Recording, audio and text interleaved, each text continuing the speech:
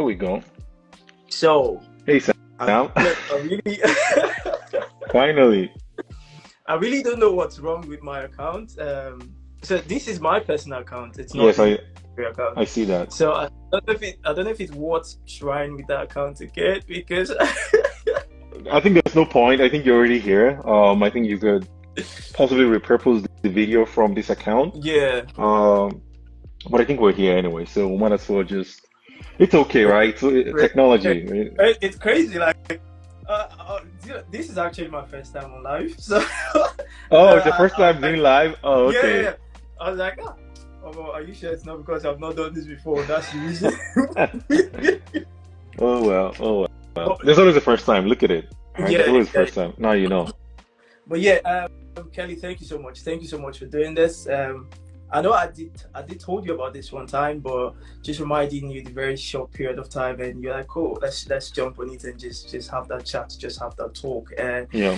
So for everyone watching, this is supposed to be on the immigrant story page and not like my personal page. So I sort of drive, promote, and just manage that page, but it's quite unfortunate that tonight we're not having. I don't know what's wrong with that page tonight, but the good thing is we are having this right now. Hmm. So that's the important thing.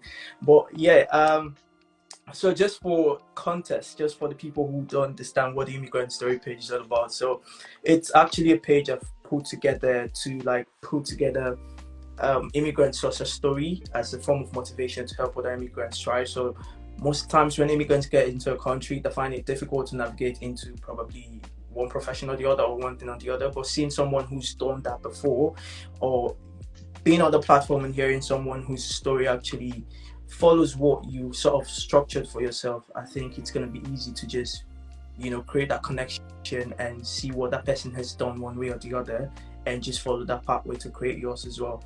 So I think your story is not different from this. I'm gonna go way back to our pre-degree days and 100 level days, but yeah, your story is not different from this. I think the most important thing is I've actually kept up to date with your story, the English, whatever it is.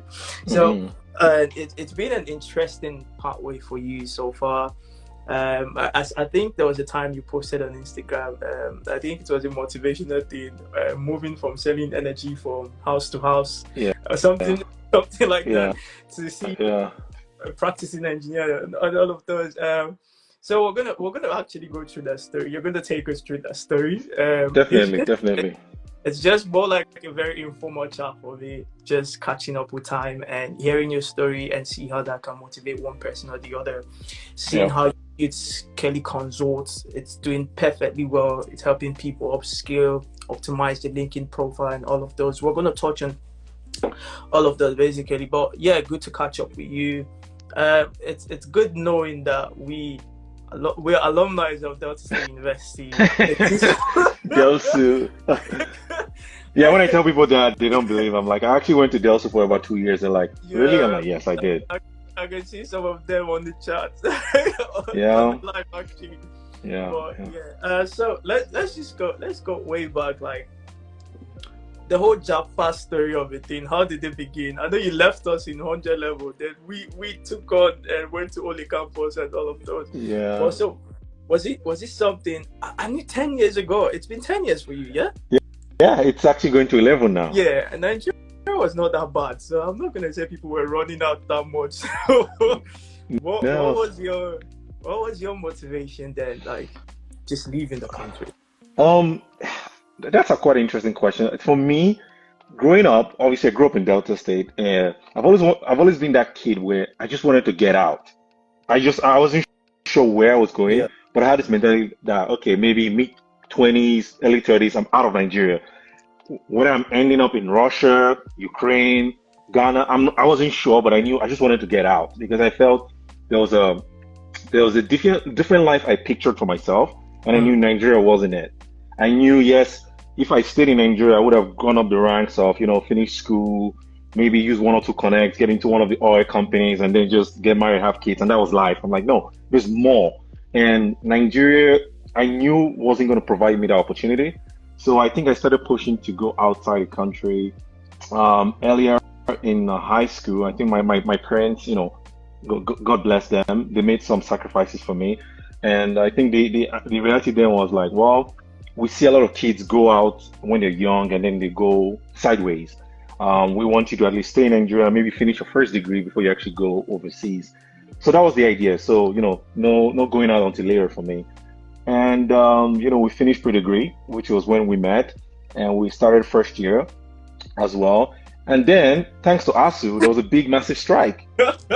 So I always tell Wow, people, crazy. yeah, even in the face of adversity, what happens is one man's trouble is another man's blessing. So that was it for me, where a lot of people were stuck at home, like, okay, what do we do with our life? For me, my parents saw me like, you're a young man, you're talented, you've got, greatness ahead of you. You just cannot sit here just, decaying. Let's see what we can do. And I think we applied to some schools in Canada.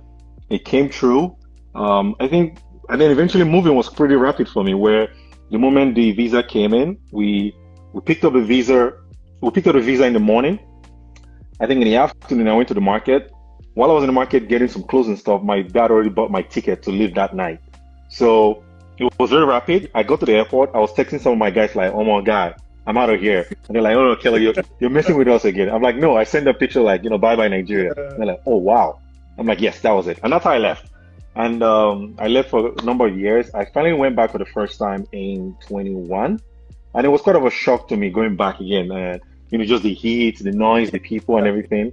I was Crazy. like, wow, okay. But yeah, that's my story. That's how I got here. Wow. Like I can remember like coming back from the ASU strikes. So some persons were not like resuming with us. And I was like, oh, what's going on? Gone. So over time, I think over time, I then saw your picture. I think it was on Facebook or something. I was like, this guy don't go. Yeah, don't go. But yeah, I think it was just an advantage for some people to just make that transition in a way, and I think you took that move, and yeah, you are today doing so good Yeah, and so well for yourself, and I'm so proud. definitely. So that's one life on its own. I think the second life it basically is when you go into Canada. What was the struggle? I know definitely there's a totally different change of atmosphere, environment, and everything. You know, Hmm. that's one factor, and there's a different factor of you like just what's the word now?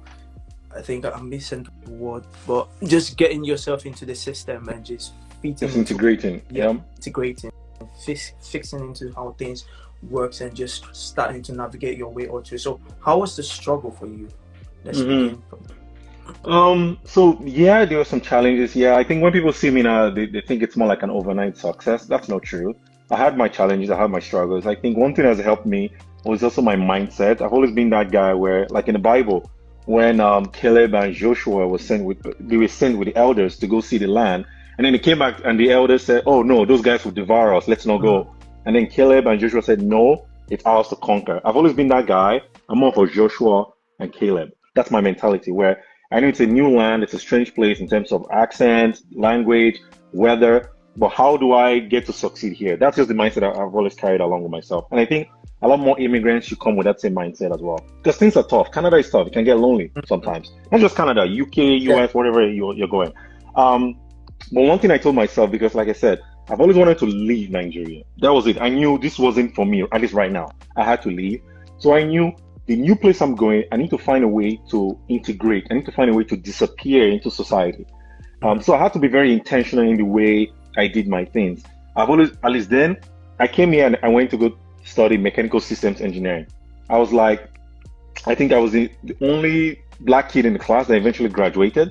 So for even when I started my career, I was always like the only black kid here, the only black kid there. That was just the.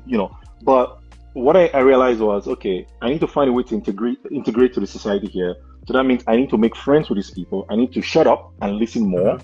and actually go out of my way to pay attention to what these guys are doing. They say when you are in Rome, you act like the Romans. So what I did was I don't drink. I don't consume alcohol. But if they're going to the club, if everyone's going to the club or to the bar, Kelly's going with them. If everyone is playing soccer, I am going to play soccer. That's what I started doing. And eventually people started opening up to me and said, okay, you Mhm. know what? Let's bring this guy into our circle. And I found that majority of those people were not traditional folks in our own community, like the black or the Nigerian community. It was Yeah. actually like the Canadians, the Ukrainians, the Russians. the Indians, those are the ones that would actually open their doors to me and invite me in for dinner. I had challenges, like I said, I'm the only black kid here. My first summer job, I was knocking on doors selling energy contracts. People would send dogs after me. They would call the police after me. Police would show up. They assess the situation like, well, Kelly, you're not breaking any of the law. Keep going. And I would just keep knocking on doors, come rain, come shine. So those are some challenges, but I knew I had to listen. I had to be more intentional in trying to make friends and cultivate relationship with people. I think that is what got me going. And then just my mentality in general, right? Yeah. That Nigerian mentality, a hustler, never giving up mentality. So pretty much that is what has helped me and propelled me to where I am today. Yeah, 100%. That's really good. Shut up, listen. I think we find it difficult to just shut up and listen at times. Sometimes we're noisemakers. Yeah, we make too much noise. It's also very important, like you said, when you're in Rome, you behave like a Roman. It's very important as well. So I want to just jump into that part where, majority of the times, easy navigation, like the easy pathway we tend to like jump out of the country is through schooling, and that was one thing you did. You went in through schooling, and I think the bit of struggle is after school, what next? Like, that's the more reason I'm actually doing this. Like, so let people just get an understanding of how to easily just transition into the corporate world, be it you're in the Canada, wherever you are, maybe in the European countries and all of those. I've never been to Canada, so I don't know how the approach works there. I'm in the UK, so probably I can say one or two things on what you can do. Come to school and all of those after school, and one or two networking events or probably opportunities you can easily jump in. But I don't really know how it works there. So you did, like you said, system mechanical engineering, something like that. So upon completion or before completion of that, what was the like actions you took before or probably after that actually landed you your first job? Do you get what I mean? Because I know, you get what I mean. I know most times we're so, it's not like you used to demean your job. That's definitely one thing we can do to just put so many things in place financially. Just start up. But like you said, we've got this mindset, this hustling mindset, and never wanted to settle for less. So just to make that kind of easy for people, from your own story, how was your transition and pathway upon completion of uni? So I would say first and foremost, I think mine was quite unique where I would say I was quite fortunate that I actually came here to actually study undergraduate. So I actually had to start again from first year. So I think what that helped me do was it gave me enough time to understand the Canadian system and to eventually like transition into the corporate space. Sometimes people come to do 1 year masters and then they have to like start working. Sometimes people actually come with work permits or permanent residence, and then like they're thrown into the ring of fire, like, you know what, sink or swim. I think for me, I was fortunate enough to go through school, 4 years to sort of understand the environment before I actually got into it. But I was also fortunate to have, there's something called co-ops in Canada. It's pretty much internships where you study 1 year, you do co-op 4 months or 8 months, you go back to school again. So my program was one of those. It's engineering, so you have to like use your hands, right? So I was fortunate enough that I had co-ops.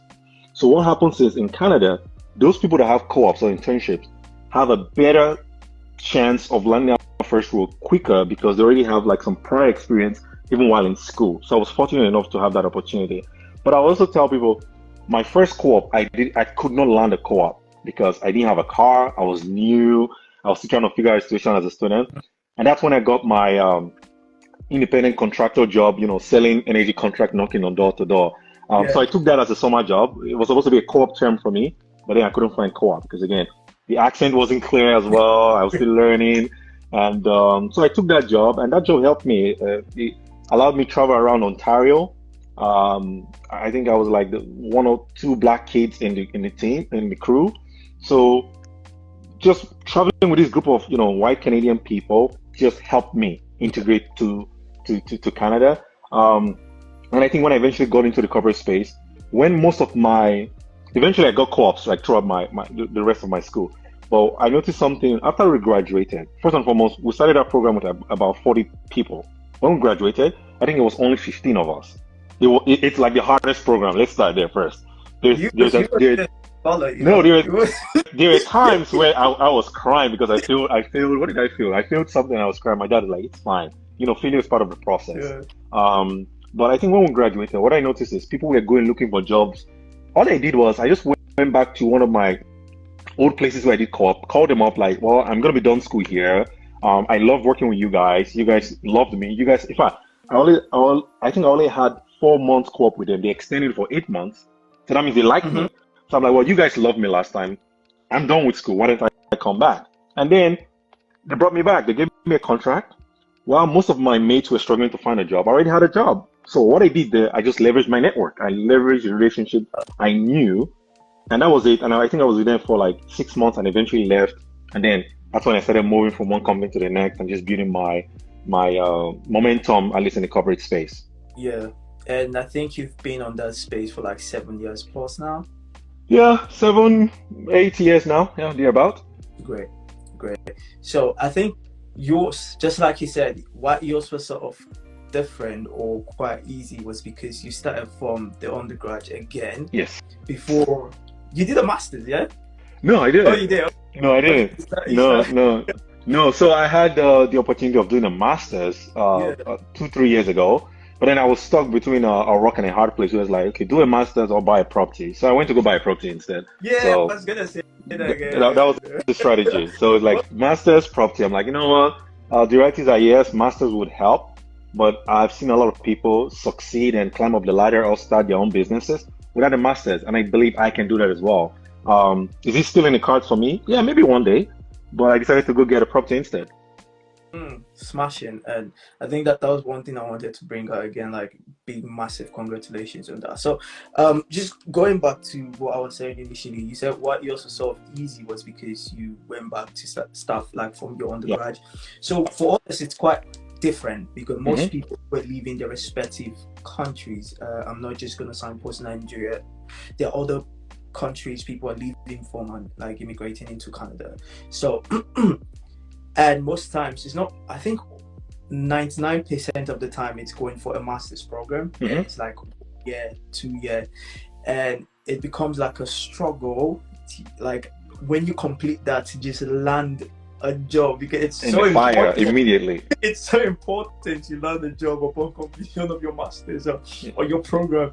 So from experience and with people in that space, Mm-hmm. what can they do ahead of time, and how can they, like, is there like a structural pathway someone has shared with you initially that you can actually put up here in a way so people just listen and say, okay, I'm moving into Canada, this is what I have to do. Mm-hmm. And I think I have 1 or 2 challenges. Oh, I think Kelly was on Samish live the other time, I think I can easily reach out to him and all of those. So from experience or from stories as well, do you think there's like a structural pathway on Mm-hmm. how people can easily just Here's my take on it. I don't think there's a silver bullet that solves everyone's problem. Where if you follow this strategy, it works for everyone. But I believe there's a couple of things people can do to help them in that sense. I think one of the things I notice a lot of people do, and sometimes my clients, when they come here to do a master's, like, okay, Kelly, I graduated. How do I get into the space?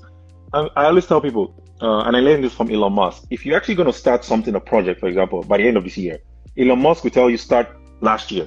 There's a reason for that. So that means if you know you'll be graduating your master's program in a year or 2 years, you need to start a year before. And when I mean start a year before, in Nigeria, we have this thing where if you go apply for a job, they will ask you, where's the brown envelope? Who's your uncle? Who's your dad?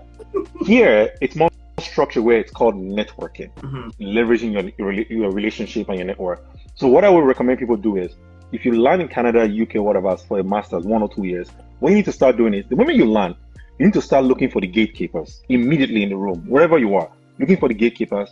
You need to start cultivating relationship with these people. Because what I realize is, these are the relationships, if you manage them well, when you graduate and you can show proof that you know your stuff, these are the people that would open doors for you or connect you with someone that would open the doors for you. So I would say people need to learn how to develop relationships, because sometimes I see we land in UK for example, because I've got friends and families in UK, same thing. Yeah. We land in the UK, for example, where, I just want to be with my Nigerians. No. Be with your Nigerians, but be very intentional to actually go out there and start integrating with the community. Because these are the people that own the jobs. These are the people that are the managers. These are the people that are the recruiters and hiring managers that will give you the role. So if you're running a master's now, let's say MBA, that means you want to start connecting with people from the big banks, people from the big football clubs, right? You want to start targeting these big consulting firms. But you want to start by developing and cultivating relationships first. That's one thing. The next thing I would say is you need to start positioning yourself in a way where integrity. That's one thing. When I tell people I don't drink, when my friends show up or will go out, they will tell you from the table, that guy would not drink. If Kelly tells you he's not drinking, he's not drinking. So whatever you say needs to stand. Your word is your bond. So whatever you say needs to stand. So I think make sure you maintain integrity. Make sure you start cultivating relationships. And I would say, don't give up on upskilling. It's one thing for you to get a master. Sometimes when I talk to my clients, they're like, I've got a master's in this, I've got a double master's. I'm like, but you're not a master's. You're more than a master's. You're more than a job title. So you need to be able to convey your values and what you bring to the table as a professional. So yes, you have a master's in, MBA or a master's in XYZ, but what else does Sam bring to the table? So people need to find a way to say, okay, while I'm taking my master's, what can I do on the side as volunteer or as upskilling that would propel me? So when I'm ready to actually go into the field, when I paint a perfect picture of who I am, people can see past the master's and say, okay, you know what? Sam has something in him, and I want this kid in my team. That's what people need to do. 100%. 100%. I cannot really agree less with that. Just bringing, it's more than the masters. Most times someone's gonna say it's just a paper. So okay. The reality is this. At some point, once you leave school, it's just a paper. What I realized, I'm a licensed engineer in Canada. I see a lot of people like, oh, Kelly, how did you become a licensed engineer? When I finally, let me tell you what happened. When I got my license to become an engineer, I saw it. I'm like, really? So this is where I've been working? I closed it. I jumped in my car and I drove to Toronto to go party. That was it. I'm like, okay, it's just a paper. I got it. Move on, right? On to the next thing. So sometimes when you talk to these people, like, oh, tell me about yourself. The first thing is like, I have a master's in this. I'm like, no. You're more than a master's. I'm sorry. You cannot start a conversation that you have a master's, right? You cannot. Yeah. 100%, 100%. And guys, come on, Kelly. I think he's gonna share more on Kelly Consort. I think that's a portfolio on its own. That if you're looking forward to interviews, you're looking forward to LinkedIn optimization and all of those that can easily just shoot you into the professional space. I think Kelly's the perfect person for you. I'm never gonna lie. But we're gonna come back there. Another thing, Kelly, is how limited we are in terms of experience. So experience in the sense that okay, maybe I'm going to speak from my angle. I had little or no experience before leaving Nigeria, then coming to Canada doing a master's and getting a job. Coming to the UK doing a master's and getting a job, all of those. How people have little or no experience back home and they put in for a 1-year master's in Canada, and upon completion of that, you're wanting to get a job. What is the possibility of you landing one with little or no experience? How then do you stand out in a way? Because you're not just the only one putting in for a job. There are people with greater experience, exposure, who's also fighting for that role with you as well. Because this is what I want to put out there so people listen and know, because so many travelings are going up and about now, and most times you don't have the right plan in place. And most times we want to go for what is less costlier. In a way, we know how the exchange rate is currently now. People are going, so people want to jump right now. People want to jump in for a 1 year rather than 2 year because of the money involved and all of those. And the expectation upon completion of this, I want to get transition, but little or no experience. But what would you advise from your space? Like the space when I'm in Canada right now, that people can easily do being in that position? Well, there's a couple of things, right? So the job market these days is very concentrated, and you are competing with not just 10 people, you're competing with like tens of thousands, tens of thousands people. So here's what I would recommend. I would say, if you're in that shoe, what you can do is this. Yes, go to school, but also find ways to get those experience that you need. And one way of doing it is volunteering. You can actually volunteer, and you can put volunteer roles on your resume as experience. I tell people that. I hear people say, oh, but I volunteered for the church, for the church. I'm the one running the website. I'm a web developer. I'm the one running the website, but I haven't really worked for any company. I'm like, how long did you volunteer? I'm like, well, technically I've done that for 2 years. Okay, then you have 2 years of experience working for this organization. That should be on your resume. So sometimes what I realize is this: sometimes we have the experience, we just don't know how to communicate it. That's one thing. Two, sometimes we just don't know where to start. So one place to start is getting volunteer experience. Another way, like I said, is actually taking, for myself, for example, I watch a lot of YouTube on different topics just to upskill. Another thing is taking classes. Lots of classes out there, lots of boot camps that you work, you get hands-on experience. So when you sit in an interview and they ask you questions, you can actually respond to those questions because now you've done a 3 months or a 6 month boot camp. So those are ways to help people get some experience and then use that to transition into the corporate world. So volunteer, for sure, classes, boot camps, just being curious in general. And the last one I would say, which is weird, relationships. I'll tell you why. You cannot sleep on relationship because some of your professors, they also run their own companies as well. You know that. And if these guys see that you're serious, you've got integrity, you take initiative, and you actually want to learn, these are the people that will come to you like, why don't you come work for me? Right? In college, professors approach me, you should come work for me. I'm like, no, I don't want to do that job. But guess what? That could have been a job I could have leveraged. So those are some things I think some people can do because again, we just want to finish our 1 year program. We don't integrate with society, and then we finish school. Okay, how do I get into the corporate space? I'm like, but you had a whole 1 year to prepare, but you didn't do anything. All you did was go to school, pass my master's. And that's not sufficient. I'm sorry. It doesn't work anymore. 100%. I cannot really agree less. You're dropping gem. I think we'll have a question. I think this question is what I just asked. So this person said, you do your degree, you get your master's and apply for a job. Then there's this other person that you do your degree, you get your degree and have 3 to 4 years experience. We go apply for a job. Who do you think they're going to pick? So I think it's the question I just asked in a way. When I said people's got little or no experience and just moving to Canada with like want to do a 1 year master's, and you've got competitors applying for that same role who's got like more experience in the sport.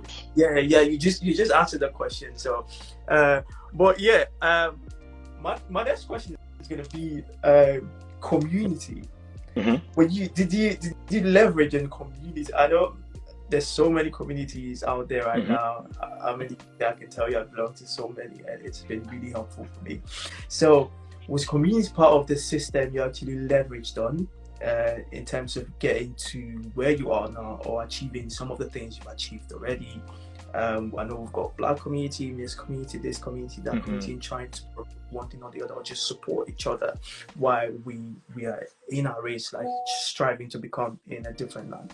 So was there like any community you leveraged in to just help you get into one phase or the other, if people can also do that as they immigrate into a country? Yes, and so I would say the earlier phases of my career, not really. There wasn't really a community I was like tied in. I'm like, okay, I'm going to like key to this community. I think, like I said, when I moved here, I was very intentional. I was okay, whatever the Canadians are eating, I'm eating. Whatever they're doing, I'm doing. So that was my way of getting into the corporate space in general. But at the point came in my career, I would say maybe the last 3 to 4 years, where I said, you know what? I think it's time for me to do more with my own community, people that look like me. And since then, I've seen significant growth. Don't get me wrong. I sometimes I see people, they come in and they're just like, okay, I just want to be my people, Nigerians. I think there's a benefit to that, but I also think if that's where you just put yourself, you're also not really shooting yourself on the foot, but I think you're selling yourself short. I think be open to mix with the people of the land, but also be open to integrate with your own community, because there's a lot of things your community will do for you.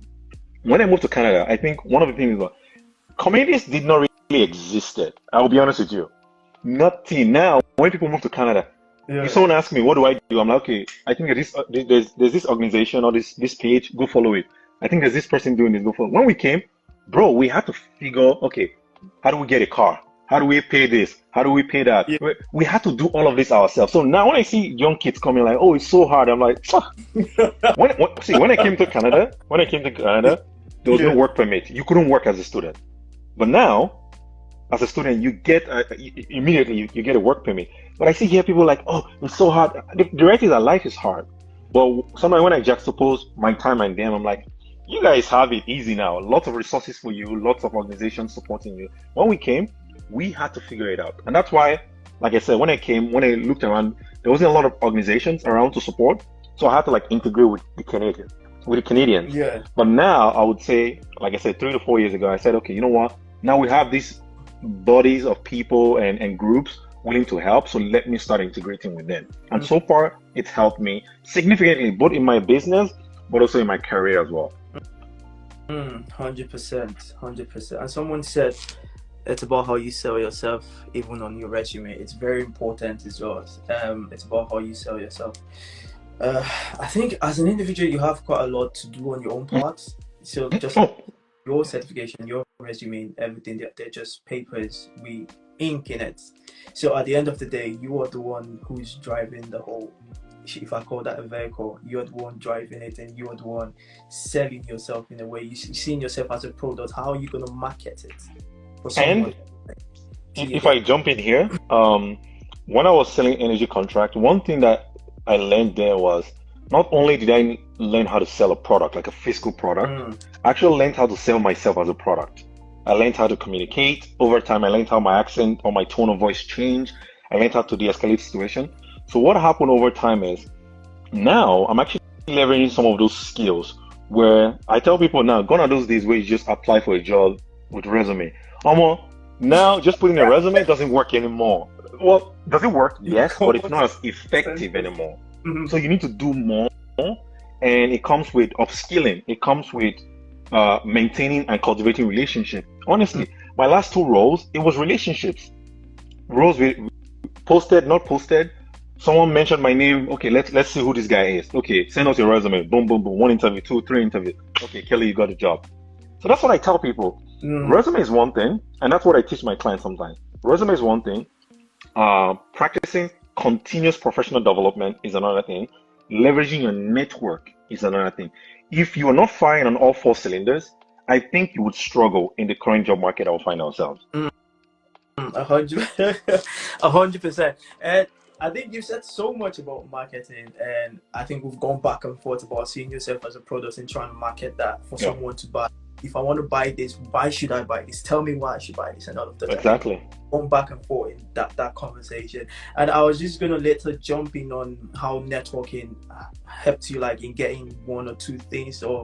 But I think you've actually showcased that in your last comment, saying your last 2 roles were based on referrals, and that was based on the fact that you've networked with those people and they see what you can offer. They hence putting your name forward and all of those.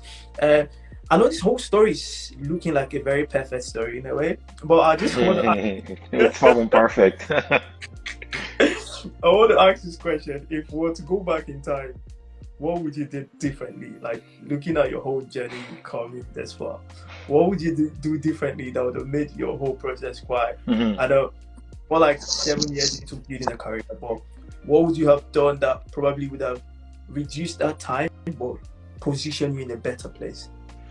I would say, honestly, just based on where I am right now, maybe put myself out there more earlier. I think I was just like any other person. I had a LinkedIn page. I'm just, once I get a new job, I'll go there, I'll post it, but that was it, right? Yeah. I show up, I go. But I think the moment I decided, you know what, Kelly, you need to put you more out there professionally, I just took off. So I felt if I had to go back to, maybe when I just graduated from school, or even back in school, I would put myself out there even more. Seriously. Because what that has done for me is I've shown my integrity, I've shown my value to people, and I keep doing that daily. And now my name is being mentioned in rooms I don't even have access to. That's what putting yourself out there is. And I see a comment here or a question here saying, what do you do if you're an introvert and networking scares you? Let me tell you, they say no food for a closed mouth, unfortunately. If you're a Christian, the Bible says it, right? You got to work. You got to work to eat. And networking is working. So if you don't work, there's no food for you. So no food for closed mouth. Yeah, I know it's a bit scary. I'll tell you a story. So I went to boarding school in Nigeria. And I remember vividly, there was one day my dad drove into, it was a public school. He drove into the school. He didn't tell me. all the kids were out there playing soccer, mingling. I was just there sitting on this tree trunk by myself, just by myself. He pulled in. He's like, "What are you doing?" I'm like, "Just chilling." He's like, "No, Yeah. no, no." He's like, "Go play with the other kids and stuff like that." And I think that's where it switched for me, where I realized, okay, I could sit here by myself, trying to figure everything out by myself, but I could go play with these kids and learn how to play soccer. I could learn how to pass my exams and all those things. So, if you're an introvert, find ways of networking with people. And that's why I tell people LinkedIn is even a better way. If you don't want to meet people face to face, you can go on LinkedIn and use it as a tool. Just the way because people say I'm an introvert, but I'm like, but you have Instagram and you're posting pictures. But you have Instagram and you're messaging people. So why can't you do that on LinkedIn? So sometimes when I look at it, sometimes it feels like an excuse. I'm like, okay, well, it's up to you. For me, I am using it. I'm leveraging it. It's working. And it's working for my clients. And I'm giving it to you free sometimes. Use it. I always tell people, knowledge is not power. Applied knowledge is power. End of story. So I know this person, EC. So you know this knowledge. Apply it. He said barely. 100%. Most times when we come in, that timidity comes in as well. I'm not gonna lie. It's difficult at times. It's difficult at times. You're immigrating into a new space. Everything is totally different for you. Yeah. There's a culture shock. The weather, the food, everything is so different. Even the people. I remember living up north in England back then, and the accent was like, Jesus, what are these people? Those guys from Liverpool, right? Like, you don't know what you're saying. Yeah. I struggled, bro. So all those things you get. No. But yeah, just like you said, there's no food for closed mouths. You just have to project yourself. No matter how difficult it is, I think you just have to leave your comfort zone. I think someone said it here, leaving that comfort zone. Breaking out one way or the other. You can actually start from just creating a small team of people and people start engaging with each other, just building that communication skill over time, or developing yourself on something specific that when you stand with someone, you can stretch on this subject. After the hi, how are you? Are you okay? How's your day been? Oh, carry those small, those small talks, they go a long way. People don't know that. And I think like in Nigeria, where me and you come from, yeah, people do a lot of talking. But here in Canada, for example, there's a lot of small talks. Hey, hi, how's your weekend? What did you do this weekend? Some Nigerians don't want to talk. And then at the end of the year, they find out that, those people that do small talks, those are the ones that got bonuses. Those are the ones that got raises and promotion. Why? I'm like, it's the small talks, guys. It's called communicating. It's called, managing your relationship. That's what people do. And this is what I teach people. Sometimes I'm like, how come people don't know this?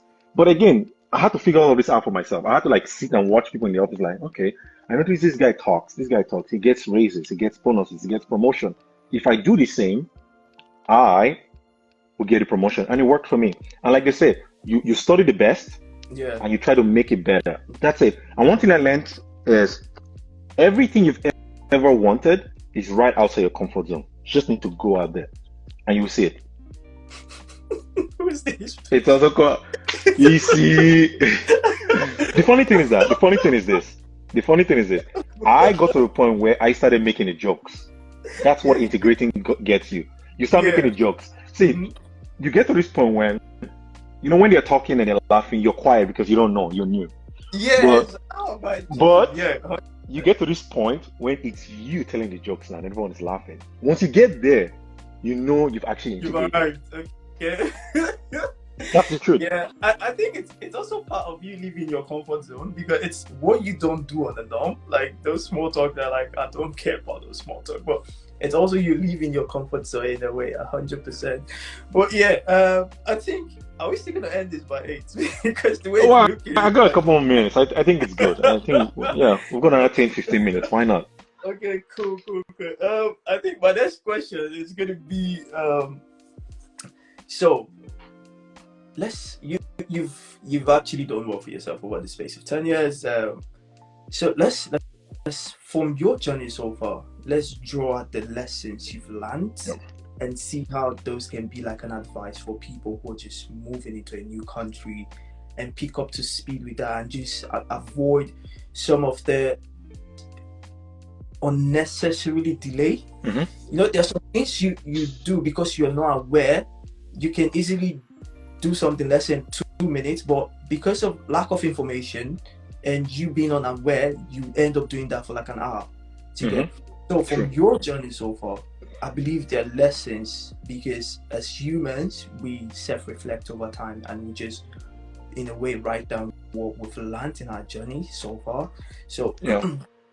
I want to put that to you right now. So Lesson to learn. Well, there's a couple of things I can think of. I think one of the first one is, first and foremost, be a good person. I think we come from a country where there's a lot of bad players, and sometimes some of us come here to the Western world with those mentality. I'll say be a good person. Integrity. Your word is your bond. Have integrity. Be one of those guys where if Sam says we're doing yeah, it on this day, on this time, we're doing it. For a very long time, until today, whenever there's an event and they call the time 5 p.m., guess what? Kelly shows up 5 minutes before 5 and it's empty. That's who I am, unfortunately. And it pains me to be Nigerian sometimes, where they say events start at 5. yeah, Even if I show up 5:05, it's still empty. So Kelly shows up first. But again, people know me for that Kelly would show up. So integrity, that's one. I think the next thing is, I tell people when they talk about networking, people think networking is, hey Sam, I followed you on LinkedIn, give me a reference for this job. No, that's not networking. Networking is you find a common ground and then you start cultivating and managing that relationship. And then maybe in 6 months, in 2 years, you may need that network to do something for you or to open a door for you. So I tell people network before you have to leverage your network.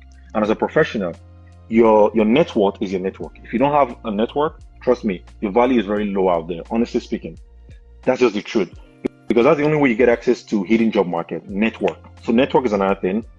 I would say having the mentality of never giving up, that Nigerian mentality, hustler, is a very big thing, because some people come here and because of the loneliness, the cold, the food, they just crash and burn. But I think just having that mentality, I remember one time there's a course I failed where my professor, I went to go meet him. He asked me a question. He said, do you think you'll ever become a licensed engineer in Canada? I said, yes, I want to become an engineer. He said, I don't see you becoming a licensed engineer. And when I finally got my PNG, like my final license, I wrote a piece about it that went viral on LinkedIn. I was just telling my story that day. I remember vividly till today. I'm like, that never giving up mentality. And when I failed, when I eventually had to take the class again, I went to my coordinator. I said, add the class to my next term. He said, no, it's too many courses, Kelly. You won't pass. I said, do it. He added it, I aced it, and I passed everything. So that mentality of never giving up actually goes a long way. That's just the truth. So yeah, I think I mentioned the mentality. I mentioned the networking relationship. That's very key. And I think just being intentional. When you land in a new place, be intentional to say, okay, I need to integrate with these people. Yeah. I just cannot stay in my shell. I'm not asking you to go out every day to be at a pub every night. No. But find ways to integrate. If people are going to go play soccer, play soccer. If they're going to go play hockey, go play hockey. Right? If people are going to the what do you call it now? Farmers market, go to the farmers market. That's how you get access to these inner circles, right? Yeah. That's how you get access. That's how you start understanding, oh, this is how things are done. Oh, this is how things are done. Okay. I think one shock I got in Canada when I came was calling people by their first names. You know, we come from a country where you can't call your mathematics teacher James. You got to call him by his last name, you know, Mr. XYZ.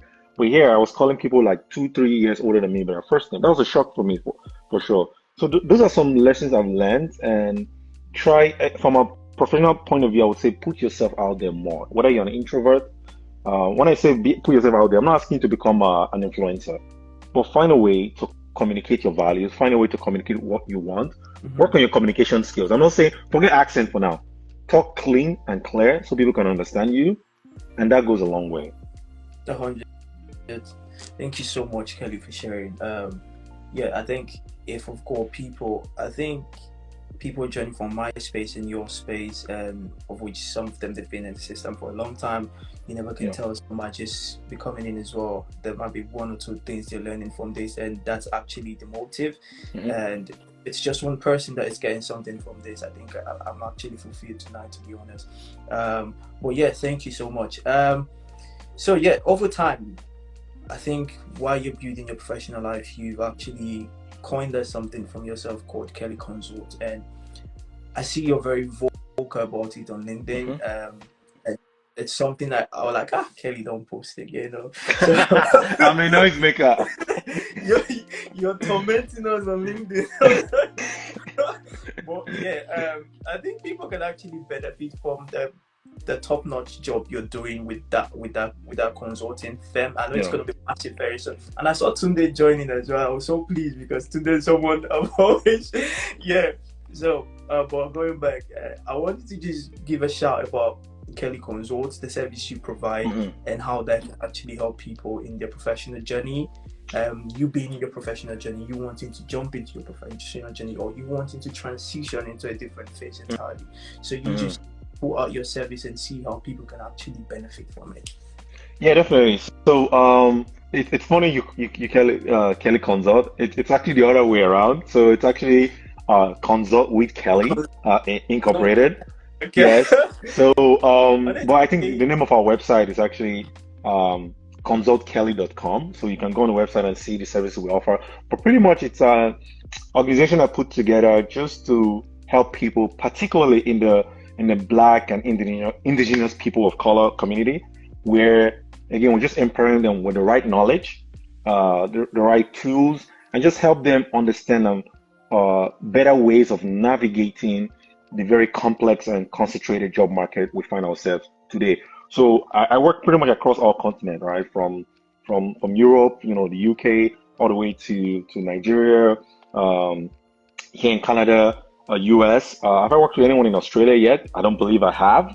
But we've gone across to many countries, and that's what we're doing, just making sure. Because again, sometimes people think it's just having the right skill or having the right experience. Sometimes a lot of the clients I work with is they have the right skill, they have the right experience. Where they fall short is actually communicating that, where they struggle to paint a positive image for themselves. They struggle to create a brand. And these days, let's be honest, you are a brand of your own, and people don't know how to curate a brand for themselves. I'm one of those guys where if my name is mentioned, if I'm not in the room, people think of something. That's your brand. So, and that's what I help my clients do today, where, okay, let's create a brand for you, whether it's resume, LinkedIn optimization, personal branding consultation as well, offer negotiation. That's another place I see our people struggle, where they hand them the first offer, they just sign it there. I'm like, no, you're leaving money on the table. Don't do that. yeah. Companies have a budget. You have to go back and counter offer them.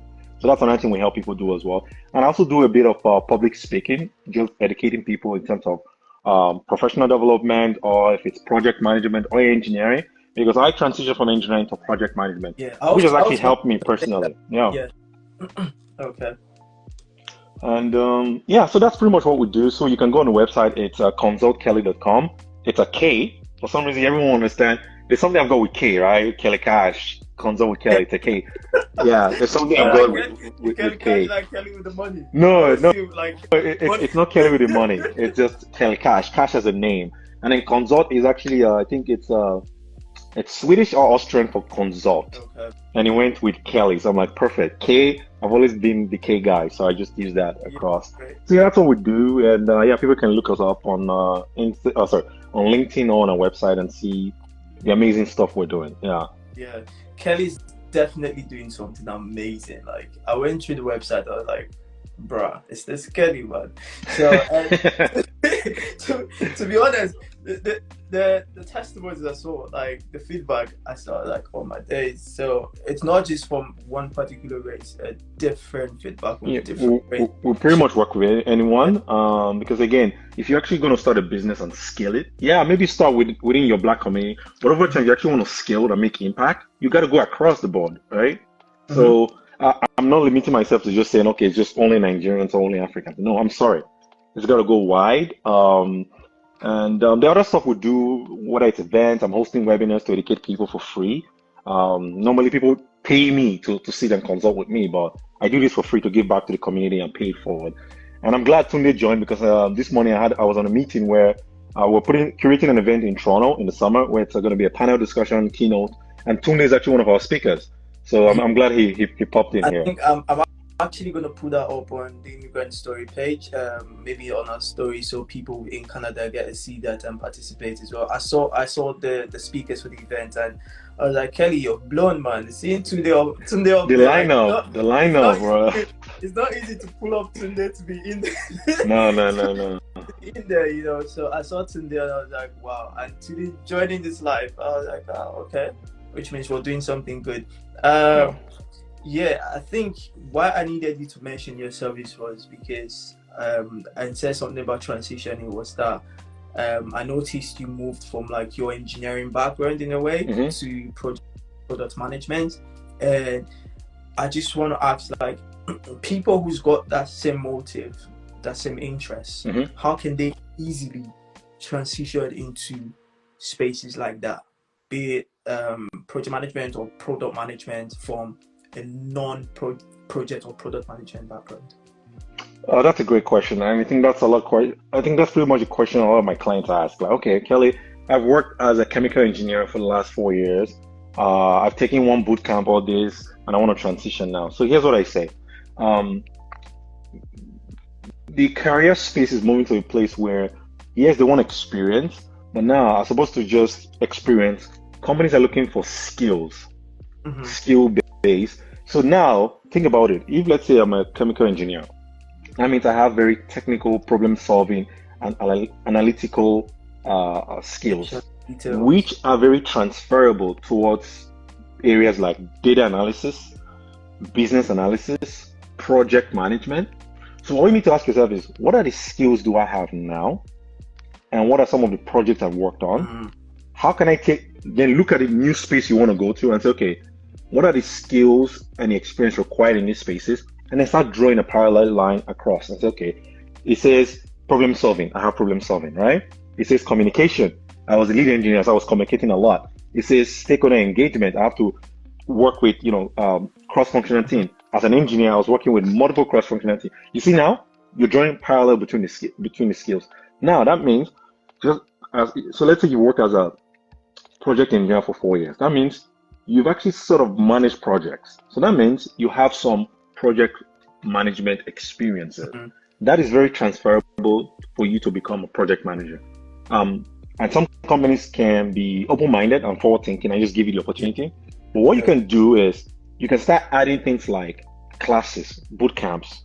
These things run 8 weeks, 10 weeks that give you hands-on experience how to run a data analytics project or how to run a full-blown IT or agile project. And then you take some certifications to back that up. Once you take all of this now, you package it, you paint a positive image. That's all you need. And let me tell you how I transitioned. Even while I was an engineer, every year, the companies I worked for, I was fortunate enough to work for companies that did employee reimbursement. So for every class I took or certification I took, when I finished passing the exam or the class, they reimbursed me that amount. And the reality is that there's a lot of companies out there that we work for, we don't even know. When I tell people, does your company have employee reimbursement? They're like, I don't know. I'm like, okay, go check, come back to me tomorrow. And then they come back, they're like, is that why you're having so many certification uploads? Pretty much. Yes. So I'm that guy. So I was the guy that was maxing out my budget. So the last company I worked with, we had a budget of $2,500. I was the only guy within my department. I would max it out. I would actually pay some extra from pocket every year. So I was taking 2 to 4 classes of certification each year. So which means I was upskilling. So while I was doing that, I was also prepping my department, my bosses, like, here's where I want to go, project management. I even remember vividly when I did my first interview with the company, when they asked me the question, where do you see yourself in 3 to 5 years? Guess what I told them? I see myself in the next 3 years, still working as an engineer, but eventually I want to transition into project management. This was how many years ago? I told them that. And while I was taking the classes and coming back to my boss to submit a receipt that, I finished this PM class, product management class, Scrum class, he started seeing that this guy wants to learn and grow. And when I did all of that, I got my certifications, my PMP, got my PN, I went to my boss. It's time to move. I need to transition now. It was like that for me. It was very easy because he's seen me over the last 2 to 4 years work on this plan, and I was very committed to the plan. That's what some people don't do. They want to transition next, they want to transition by summer, right? They start now. I'm like, no. You got to start working this plan back then and just keep going. Is it possible to say, okay, I want to transition by midsummer? Yes, it's possible. But I'm telling you, this is what worked for me. This is what has worked for my client. If you want to transition midsummer, start last year and start working your way over time. So that's what people can do to transition from one space to the next space. Focus on your strength, your skills, take classes, take boot camps, take certifications, and then package yourself in terms of your resume, your LinkedIn, and go forward. 100%. I think, thank you so much, Kelly. I think that's something we can easily, when I say we, I mean immigrant, can easily take out of this conversation in a way, because most times when we jump into the country, we want to do something else upon completion of our masters. So like you said, doing that a year before, in summary, it's just you doing a skill mapping exercise, see what you've got that you can easily transfer, and then you can identify the gap in between and see how you can start filling up before that space. But yeah, thank you so much. I think we've maxed out our time. Yeah, I think we have. Yeah, definitely. In a way, but yeah, like I said, I think we've got people in this from your side and my side, just in case anyone would want to connect with you and just, you know, leverage on your service to just optimize one thing or the other that you're doing. I think if you can leave your Instagram handle on the comment section, your LinkedIn profile handle on the comment section. So if anyone's interested in having a further conversation with you and just pick your brain on some stuff, it's not free though, you pay. You pay. But the good thing about it, I'm just going to say it, the good thing about it is, regardless of what you're doing, your first consultation is free. That's something I decided to give out free to anyone. So, you know, you can go on my website. I think I pinned my website down there, Consult with Kelly. You can connect with me on LinkedIn. You can send me a note. Your first consultation is actually free because, again, I'm not just going to take on any client. That's just the truth. Sometimes people think I just take on clients. No, we need to actually interact to see if we're a good match and good fit to work together. Because sometimes some people think they know. I don't know everything, but I know enough to help people. Sometimes people think they already know, and then they come to me and they say, "Oh, but you should do this." I'm like, "But you're not doing like you're doing that and you're failing." But I'm going down my own path, what I've learned from myself and from my mentors and coaches, and that's what I'm selling out to people. So either you're coming on my side or going on your side that is not working. So sometimes when I meet those people, I'm like, well, I don't think we're a good fit. It's been nice knowing you. You know, good luck in your journey, and I move on. And someone said, mention Sammy and you get 80% discount. 80% discount. Oh my God. Oh, just 80%? That's you paying nothing. But yeah, I think I can actually give you some discounts in a way. But yeah, so you might have said this in between, but I just need you one thing. So if you would give out one thing in terms of advice to the immigrant community, just one thing. I know you've got quite a lot in a way, but just one thing you give out in terms of advice to the immigrant community, either those coming in right now or those who's been in the space so far, what would that be? Yeah, I think I have a lot to say, but I would say one thing, or maybe I'll say two things. The first one is you're more than a job title. Think about that. You're more than a job title. When I meet some people, I'm like, oh, tell me about you. They want to talk about job. I'm like, no. Just tell me who Sam is. I know Sam is an engineer, Sam is a consultant. Just tell me who Sam is in general. Are you into photography? Are you into kayaking? And that's something we don't do sometimes. Our hobbies, we don't have hobbies. We just leave them alone. For me, when I meet people in the elevator, I have a lot to share. Is it kayaking? I'm a kayaking guy. Swimming? Is it cycling? Going to the gym? Reading? Cooking? Traveling? I haven't even mentioned what I do for work already. See? That means I can actually get conversations going without mentioning, oh, I'm a project manager. See? So you're more than a job title. And the next thing is, no man is an island. Find people, surround yourself with people that would motivate you and want the best for you.